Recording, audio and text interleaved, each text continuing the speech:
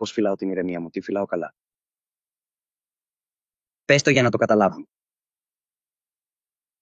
Δεν αφήνω καμία αρνητική ενέργεια να μπει ποτέ μέσα στο χώρο μου, γιατί προστατεύω πολύ τη γαλήνη μου. Δεν με νοιάζει αν είναι η μαμά μου. Δεν μπορώ να το κάνω.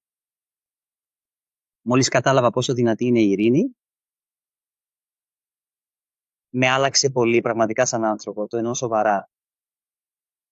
Παλιά με ένοιαζε πολύ τι σκέφτονταν οι άλλοι, κάθε λεπτομέρεια.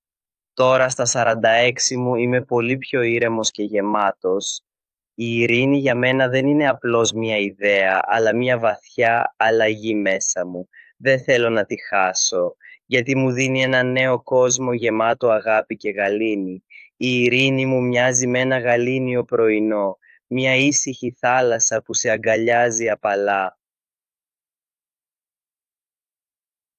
Χαρούμενη. Χαρούμενο σημαίνει ότι χαμογελάω.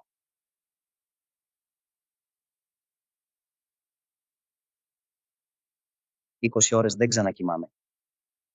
20 ώρες την ημέρα γενικά χαμογελάω. Είμαι τόσο χαρούμενος. Δεν χρειάζεται να συμβεί κάτι ιδιαίτερο, καταλαβαίνεις. Στο γυμναστήριο ενώ σηκώνω βάρη απλά χαμογελάω. Χαμογελάω ακόμα και όταν οδηγώ για το σπίτι και κοιτάζω γύρω.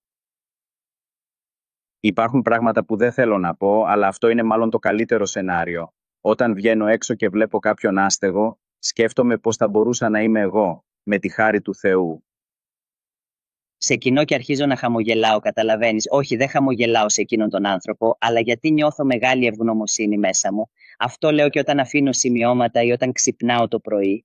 Συνεχίζω να ονειρεύομαι, επειδή είμαι πραγματικά ευτυχισμένος και έχω βρει γαλήνη.